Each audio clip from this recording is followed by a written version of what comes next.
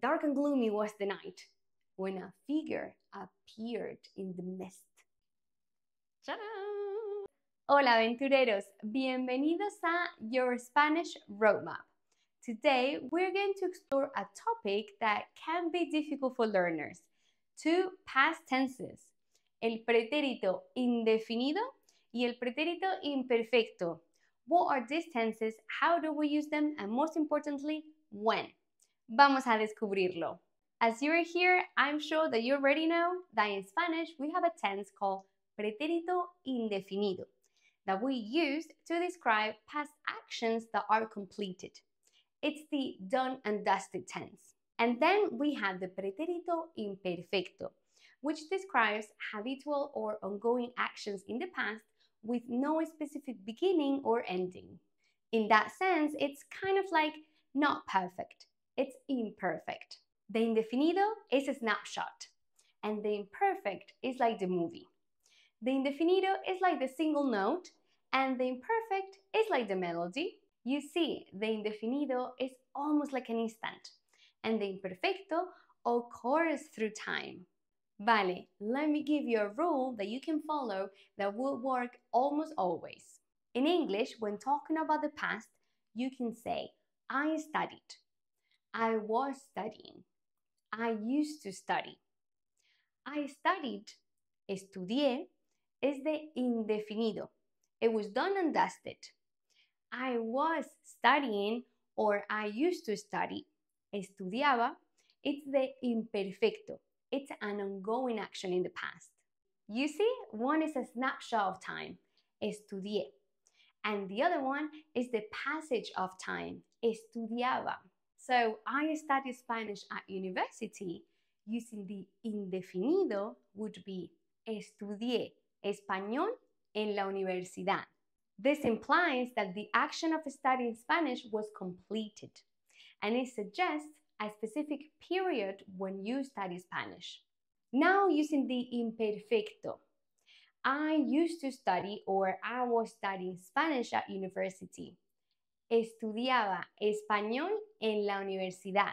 It paints the image that through the time that you were at university, you were studying Spanish. It was an ongoing action during that time. So as you can see, the imperfecto focuses more on describing and on the context rather than focusing on the completion of the action. 90% of the time, this rule will hold true.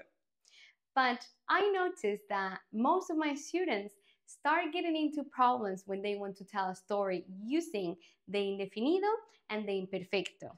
But at the end of the day, that's why we ultimately learn languages, to tell stories, to talk about the past, to share our story. Then you just simply need to remember this. The indefinido indicates what happened, and the imperfecto describes how things were. The night was dark and gloomy, or dark and gloomy was the night when a figure appeared in the mist. The dark and gloomy scene was set by the imperfecto, and the action that happened in that context, the appearance of the figure, was indicated by the indefinido. Vale, let's see another less dramatic example. I was reading in the living room when my grandma arrived. Leía en el salón cuando mi abuela llegó. Imagine that I just tell you, my grandma arrived. You'd be thinking, vale, Lucia, here, where, what? Like, tell me more. You'll be searching for context. The imperfecto gives you that context. Basically, when telling a story, you need the imperfecto to create the scene, the background, to give you the context. And then you need the indefinido to create the action that happened within that context. Picture this. It was a lovely summer's day. You were walking down the street. You see, this is our set. This is the imperfecto. When a cat ran across the street, that's the indefinido, the action that happened within the context that you provide. And that's it. That's the difference. I hope that you're really getting this. But the real takeaway is that the imperfecto has the sense of passage of time, and the indefinido It's like the stamp onto time. Let me give you a quick rundown. If you want to communicate that you used to do something or you were doing something, then we need to use the imperfecto. But if you want to say that you did something, like a set time in the past, we use the indefinido.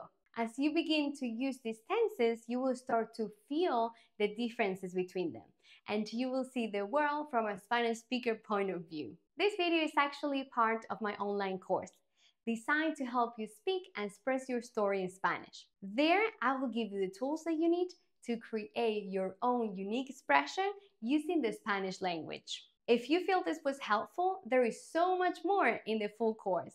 Just like you have the guidebook for the Mini Fundamental series, you will also have another guidebook for the full course, and it has everything that you need to know to practice and speak Spanish with confidence.